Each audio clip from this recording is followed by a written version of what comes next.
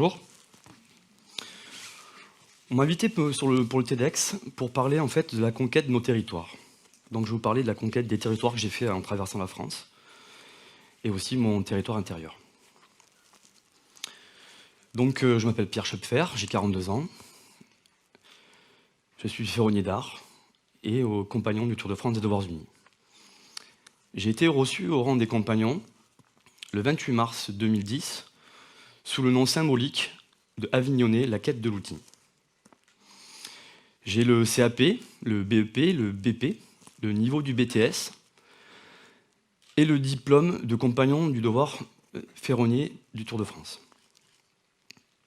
Et accessoirement, je suis aussi membre du célèbre collectif de DJ Avignonnet, les Harlem Funk Trotters.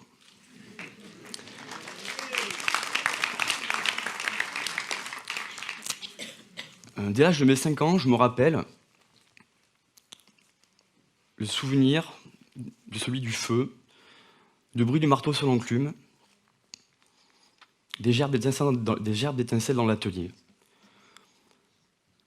Jusqu'à mes 16 ans, je passais le plus de mon temps à traîner dans la forge de mon village, où mes parents et moi-même habitons à 50 mètres de cette forge. Pour moi, c'était un rêve de pratiquer ce métier-là et de le faire comme je voulais, quoi. Mais seulement mes parents ne le voyaient pas comme cela. Ils pensaient que c'était une lubie et que c'était un métier dur, que j'y arriverais pas et que je passerais peut-être à autre chose plus tard.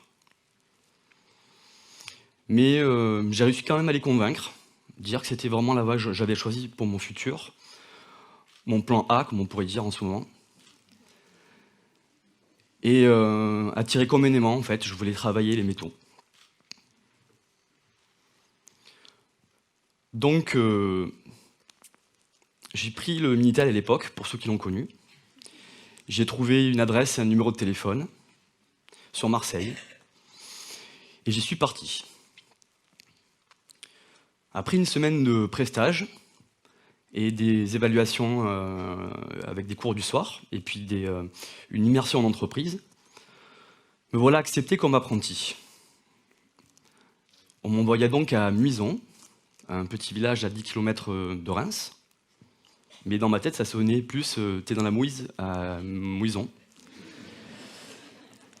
Avec des super beaux paysages du nord-est de la France, autrement dit, des champs de betteraves à perte de vue.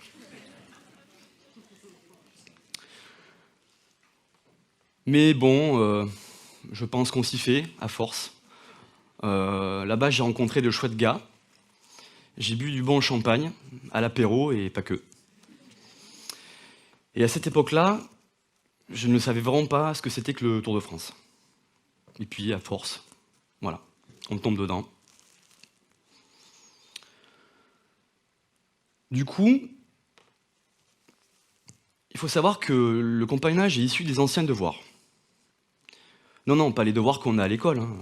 Le devoir, en fait, sa définition est être engagé à quelque chose par la morale, par la loi, par sa condition, par la bienséance et par l'honneur. Ça calme, hein? Il faut savoir qu'au XIXe siècle, les compagnons, issus des différents devoirs, se faisaient la guerre, car ils ne se reconnaissaient pas entre eux, alors que leur fonctionnement était le même, à savoir aller de ville en ville et de chantier en chantier, tout en pratiquant des cours du soir sur l'art du trait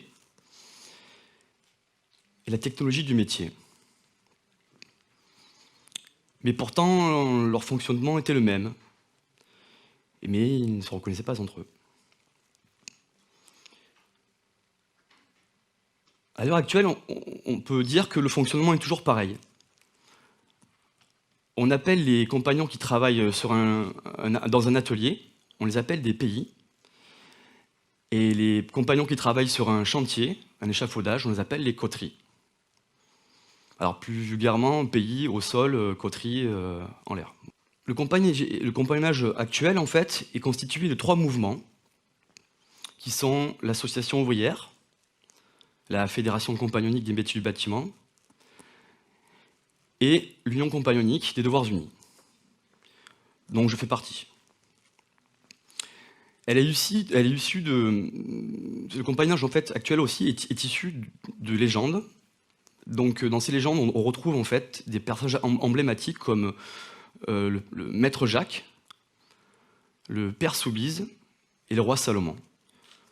Oui, le roi Salomon, le maître d'ouvrage du fameux temple de Jérusalem. Mais tout ceci, ce sont des légendes. L'histoire réelle, on ne la connaît vraiment pas. On sait que ça peut venir du Moyen-Âge, des bâtisseurs de cathédrales. Mais tout ça aussi, c'est peut-être pour se raccrocher à quelque chose, en fait, et se donner du cœur à l'ouvrage.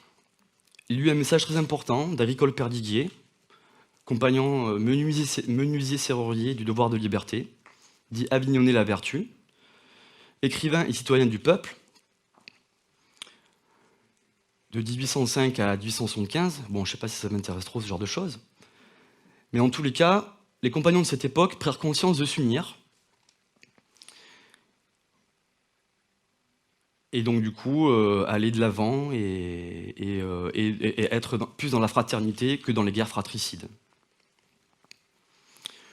Il faut le savoir aussi qu'à l'heure actuelle, en fait, dans le compagnonnage, les compagnons doivent être propres et bien habillés par rapport au règlement intérieur, en fait, dans les maisons de compagnons. Pourquoi ?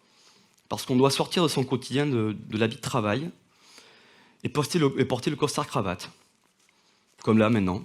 Je suis en habit de compagnon, comme si j'allais en réunion ou dans un banquet. Mais le compagnonnage ne s'arrête pas que là, en fait. On est confronté, en changeant de ville chaque année, au voyage, à la rencontre des gens que l'on rencontre, au travail que l'on effectue dans différents ateliers, au paysage, à la culture, à l'architecture. Chaque année, c'est le renouveau, c'est le reset. On repart à zéro, on a l'impression de ne plus rien savoir. Quand on rentre dans les sociétés compagnoniques, comme je vous ai cité, il y en a plusieurs. Bon, il y a 3 mouvements principaux, puis des dizaines de devoirs compagnoniques, et ça serait très long à vous expliquer le nombre de devoirs qu'il y a. Bon, les plus connus, c'est les compagnons du devoir. Moi, j'appartiens aux compagnons des devoirs unis. Mais ça serait long à vous expliquer tous les devoirs, et puis ça ne vous intéresserait pas. Du coup, on rentre comme apprenti, jeune ou stagiaire. Puis après, quand on rentre vraiment dans la société compagnonique, on est admis aspirant, jeune homme ou affilié selon les sociétés. Du coup, on porte une couleur, on donne une couleur, qui est celle que j'ai reçue quand j'ai été admis aspirant. Donc cette couleur verte, en fait, elle représente beaucoup de choses. Mais pour atteindre et pour avoir cette couleur-là, on doit aller au-delà de nous-mêmes. Et comment on arrive à ce stade-là, on va dire, pas par la force des choses. C'est parce que les compagnons nous mettent en taille. En taille, ça veut dire que l'on apprend pas forcément grand-chose, mais que l'on nous donne, en fait, on se donne à nous-mêmes un objectif d'aller au-delà de nous-mêmes. Donc, on fait vulgairement une maquette, une pièce. Dans le monde profane, on appelle ça un chef-d'œuvre. Vous avez peut-être pu en voir et tout, déjà, je ne sais pas. Et pendant 1 an, un peu moins, on travaille là-dessus, en plus des cours du soir, des cours du samedi, en plus de notre travail quotidien en entreprise. Et on se présente à la critique devant les compagnons, le jour J, si on termine à temps, parce qu'il faut quand même terminer à temps aussi, parce qu'il y a des fêtes de Cayenne, et des fêtes de Saint-Patron, et donc on doit terminer à temps pour cette fête-là, avec cette pièce qu'on présente. Donc une maquette avec un dessin, une épure et un dossier. Si la critique est favorable, on passe à l'initiation rituelique. Donc la couleur que je vous ai présentée, on nous la donne de façon rituelique. Voilà, on subit une initiation rituelique compagnonique. Et puis plus tard, donc quelques années après, on se lance un autre défi encore, mais bien plus important, qui est celui de la réception, pour être reçu au rang des compagnons. Donc c'est pareil, hein, ça dure 1 an, et là, bon, on y va un peu plus, et on est beaucoup plus assidu dans ce qu'on fait. Et on se lance un méga défi, quoi. Essayer de se dépasser encore plus que ce qu'on s'est dépassé avant. Et là, on reçoit cette couleur-là. Donc pour ma société, c'est cette couleur-là, cette couleur rouge. Pour d'autres sociétés compagnoniques, ça peut être plein de couleurs. Mais il y a beaucoup de couleurs qui sont représentées. Donc une fois ce travail terminé, on passe aussi à notre stade d'initiation rituelique. Et du coup, on reçoit un nom de compagnon qui porte une vertu ou pas. Moi, tout à l'heure, en arrivant, je vous l'ai dit, c'est Avignonnet, la quête de l'outil. Après, je suis arrivé avec un chapeau et une canne. Donc, tous les compagnons ne portent pas des chapeaux et des cannes comme ça. C'est une canne particulière, c'est la canne du rouleur.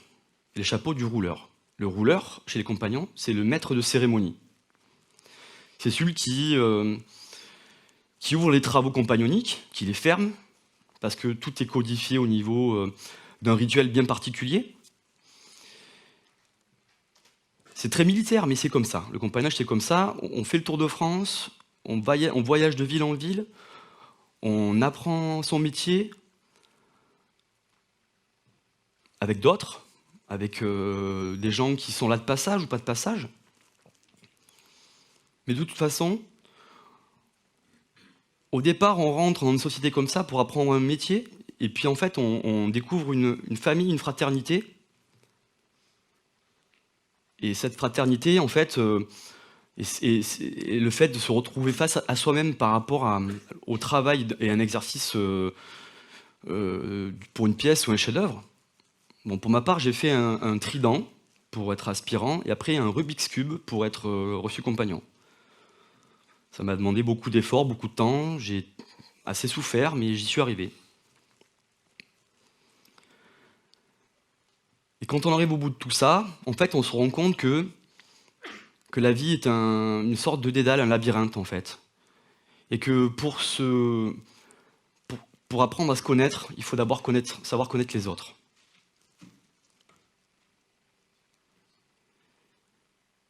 Et pour ma part, je pense que de la pierre brute à la pierre taillée, ou du minerai brut à la barre de fer, ce que l'on donne à la matière nous le rend comme un miroir de ce que l'on est. Tout en pouvant espérer un jour pouvoir transmuter l'ouvrier en œuvrier.